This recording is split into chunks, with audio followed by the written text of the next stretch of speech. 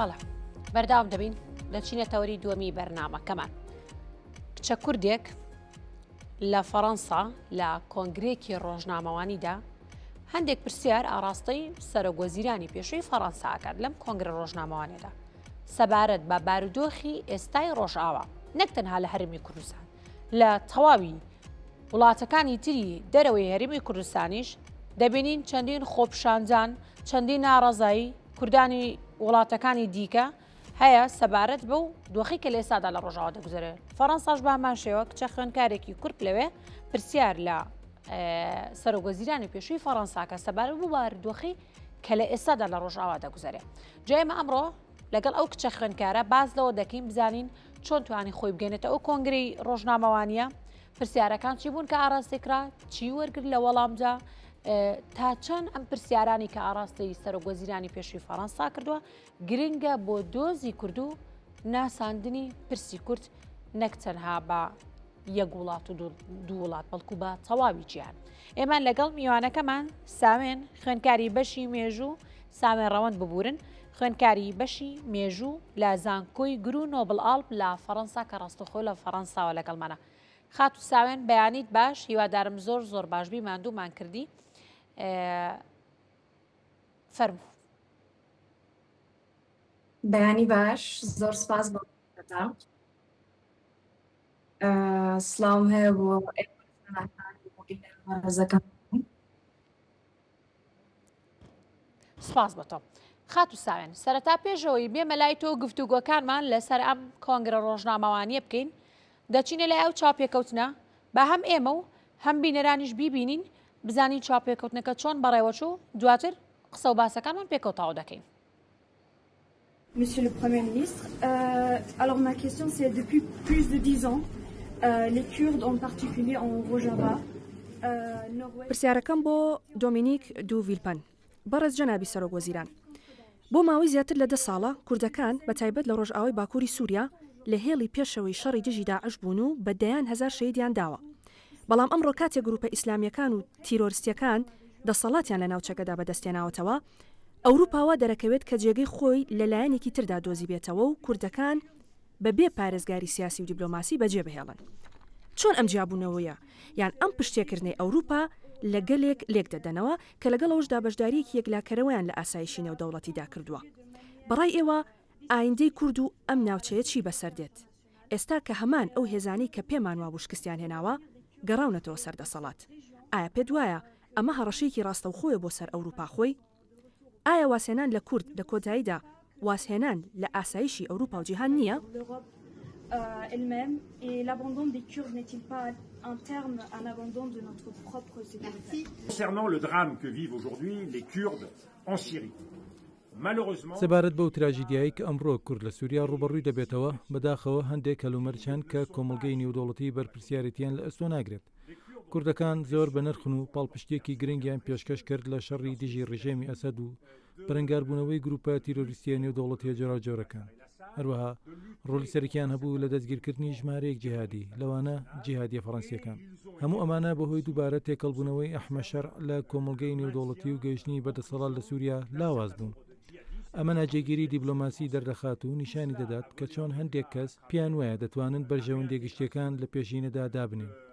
ئەمریکیەکان ئەو نمونەیە پیشان دەدەن لە ڕێگەی ئەو پشتیوانی کە بۆ سەرۆکی سووریا پێشکەشیان کرد. ئاشکرایە هەروەها نیشانی دەدات کە چۆن هەندێک جار مەرجی پێویست ناسەپێنن بە تایبەت پابند بوون بە پاراستن و پاڵپشتی سروشتی بۆ ئەوانەی کە لە سەختترین کاتدا لەگەڵمان وەستاون. من لەو باوەڕدام کە لێرەدا نادات پەروەریەکی قوڵ هەیە. ئێمە ڕێگە بەم نادات پەروەریانە دەدەین و لەسەر حسابی خۆمان دەیکەین چونکە لە درێژخایەندا ئەوەی ئێستا ڕوودەدات لەگەڵ هاوپەیمانەکانی تر بۆی هەیە دووبارە ببێتەوە کە لەوانەیە لە داهاتوودا پشتیان پێ ببەستین. ئێمە چەندین هاوبەشمان بەجێهێشتووە وەک لە ئەفغانستان و ساحل. من باوەڕم وایە کە هەڵەیەکی استراتیژیە کە پابند نەبین بە پرەنسیپەکانمان و دڵسۆزی بۆ پابند بوونمان. بۆیە پێم وایە دەبێت پەیامەکان ئاڕاستی سەرۆکی سووریا و گروپەکان بکرێن. بە دڵنیاییەوە دەتوانین لە خواستی ئەوان بۆ گێڕانەوەی یەکڕێزی سووریا و ڕەتکردنەوەی پارچەبوونی خاکەکان تێبگەین. بەڵام نابێت بە شێوەیەک بەدوەداچوون بکەن کە لە کۆتاییدا زیان بە بەرژەوەندەکانی سووریا بگەێنێت بە تایبەتی لەم کاتە تراژیدیەدا.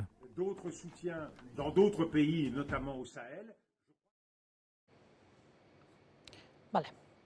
خات و ساوێن دەگەڕێمەوە لای بەڕێزت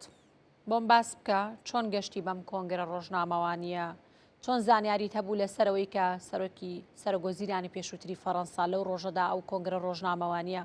دەکات و وا خێرا خۆت گەیاندت ئەوێ و توانیت ئەو پرسیارانی ئاراستە بکەیت. بەڵێ من لە ڕێگەی زانکۆ بیستم کە بەڕێزیان ئامادە بن لەم شاری من. ئەوەی ڕاستی بە یەکەم جار کۆنفرانسێکیان ڕەگریست بوو لەگەڵ بەڵام من بەبوونی ئەوەی کە زانکۆم هەبوو توانی ئەو کۆنفرانسە. بەڵام دوای ئەوە بوونەوەیکی تایبەتی ڕێکخست بوو لەگەڵ 50 کەس تقریباً. وەکە زانیم لەکوێ و شوێن و مەکانەکە دەزانی بە پێویست زانی کە قۆمی بگەێنوێ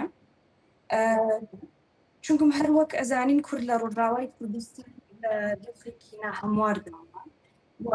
ڕۆژاوای کوردستان پێویستی بە پشتیوانی کوردێکە لە هەر جێیەکی جیهان بێت و لەو سۆنگێ و ئەرکی نیشتیمانیی کوردانی خۆم زانیوە کە مۆراڵ و ویژدانی وەزیرانی فەڕەنسا لە ساڵی مەحەددە کە ئێستا یەکێکی شێرەکان بۆ هەڵبژاردنی سەرۆکاتی ساڵی 2027 لە فەڕەنسا. بەڵێ جا هەر باسیەوەت کرد خات و ساوێن کە سەرۆگۆزیرانی پێشووتری فەڕەنسا لە ئێستادا کاندیدە بۆ هەڵبژاردن بۆ سەرۆکایەتی ساڵی 2027 بەڕاستی بە پۆستێکی گرنگە و بابەتێکی زۆر گرنگە. تا چەند ئەم جۆرە پرسیارانە و هەڵوێستێکی وەکو بەڕێزت گرنگە بۆ دۆزی کورد بۆ پرسی کورد بۆ ناساندنی پرسی کورد بە تەواوی جیهان و هەروەها لەسەر شانۆی سیاسی ئەوروپا تا چەند دەتوانێت دۆزی کورد زیاتر زیندوو بکاتەوە؟ بەڵێ ئێمە دەبێ هەموو دەرفەتەکان بپەرزینەوە بۆ پشتیوانی ڕۆژئاوای کوردستان چونکە سەرکەوتن و جێگیربوونی ئەزمموی ڕۆژئاوای کوردستان گەرنتی پاراستنی دەستی کورد دەکات لە بەڕاستی لە هەر چوار پارچەکە لە باکوور و باشوور ڕۆژهەڵات و ڕۆژئاوای کوردستان و دانانی بابەتی ڕۆژئاوا و کەمینەکانی ناوچەکە شانۆی سیاسی ئەوروپا بە تایبەتی لە کاتێکدا کەوا دەردەکەوێت ئەوروپا دەبێتە بابەتەکە بەداخەوە و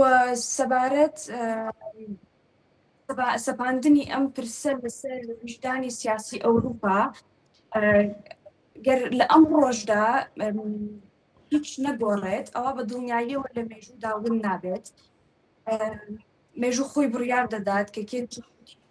دا و کێ توند و تیژی کرد و ئێمە ناتوانین بێباکی ئەوروپا و وڵاتانی ئەوروپا وەکو چارەکە خۆمان نەقل و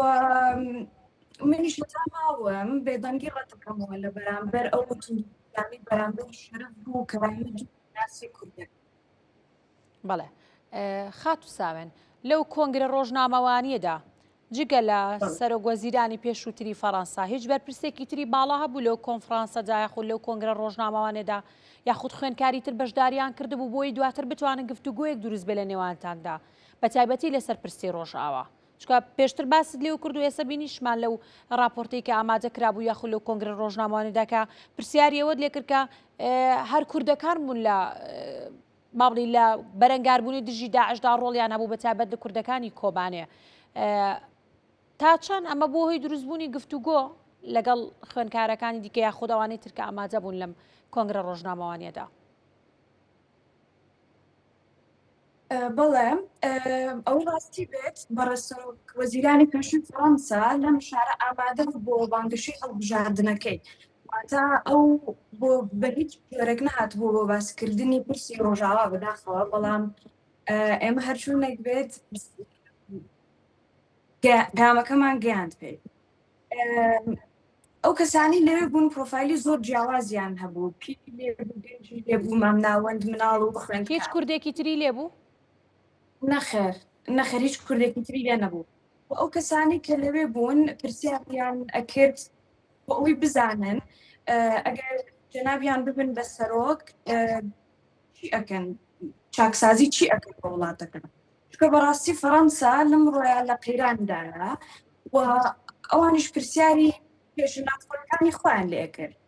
و ئەو کاتێک کە هاتە سەری من ئەم پرسیارەم لێ کرد و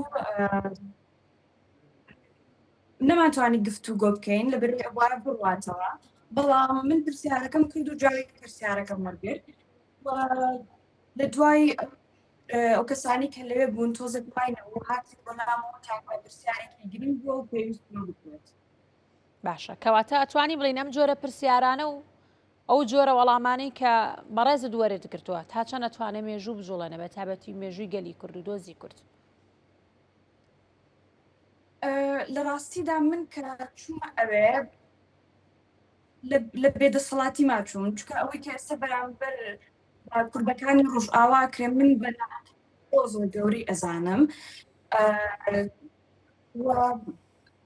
پێویستە بکە ئەمان بزانن ئیتر هەر کەسە بێت کە ڕۆڵێکی سیاسی هەبێت یاخود هەبوو بێت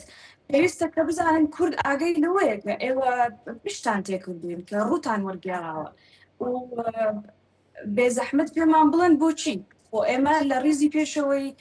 جەنگەکەدا بووین لە بەرامبەر ئەم گروپە تیرۆریستیە تۆقێنەرانە کە ئەوروپا لە دوورەوە لە بارودۆخەکەی ئەڕوانی هەر بۆیە ئەگەر وڵام نێنەوە ئەوە کاتە هەڵی ئەبژێرن وڵام نێنەوە و ئەگەر وڵامیشیان یایەوە مێژوو خۆی بڕیار ئەدات دیسان ئەیڵێمەوە کێ توندوتیژی کرد و کێ توندوتیژی لێکراوە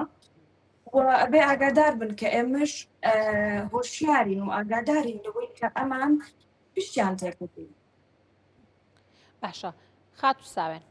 هەموومانەوە زانین گەورەترین شۆڕش خوێنکاران بوو لە فەڕەنسا بەرپایان کرد و خوێنکاران دەست پێش خەریان کرد ئێوە وەکو خوێنکارانی کورد لەوێ چی ئەەکەن لەسەر شەقامەکان بەرامبەر بەوەی کە لە ئێستادا لە ڕۆژئاو بەرامبەر بە خوشک و برایانمان لە ڕۆژئاو و لە سووریا دەکرێت چی ئەەکەن بۆی ئەم خوێنڕشتنە کۆتایی پێبێت یاخود بووە سێنرێت بەڵێ دیاسپۆرای کورد لە فەڕەنسا جێگەیەکی تایبەتی هەیە بە بڕوای من بەڵێ و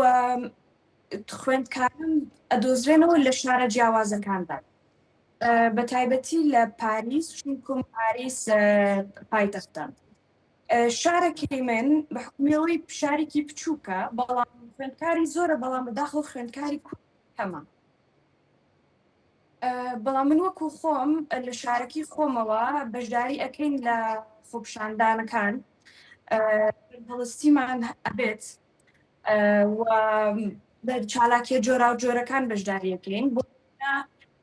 ئەم هەینیە فیلمی کۆبانێ پەخشەکەین و لە زانکۆ لەسەر کامپس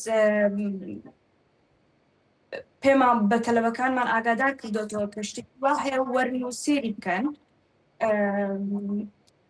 و کۆمەکێکیش کۆتینەوە بۆ ڕۆژئاوا واتە چالاکیەکان زۆرن بەڵام من ئەگەر لە ڕووی شارەکی خۆمەوە قسە بکەم زۆر ئامادە نییە لێرە بەداخەوە بەڵام لە پاریس هەیە و دڵنیام کاری باشەکەن باشە لەگەڵ نەک تەنها ئەو شارەی تۆ باسی لێوە دەکەی کە بچووکەوە ڕەنگە ژمارێکی کەم کوردی لێبێ ئای شارەکانی تر بەدەمەوە هاتنی خەڵک چۆنە چالاکیەکان چین لەوێ وەک دەزانین زۆربەی وڵاتە گەورەکان هاوسنوورن لەگەڵ یەکدا بۆ منە فەڕەنسا لەگەڵ بەریتانیا چۆن هەمانگیتان کرد چۆن چالاکیەکان ئەکرێ سەبارەت بەوەی ئێستا تۆ باز لەوە دەکەی من بە کۆمەڵی کەسم تۆ وەرن سەیر فیلمی کۆبانێ بکەن هیچنا لە ڕێگەی هونەر و سینەماوە بتوانن خەم و ئازارەکانی سووریا و یاخۆ بڵین کوردانی ڕۆژئاوا ببینن چیتان کردو بۆم بابەتە لەگەڵ وڵاتەکانی تردا خود ئەوانەی هاوسنوورن لەگەڵتانە بەپێی ئەوانەی کە ئێمە لێمان دیارە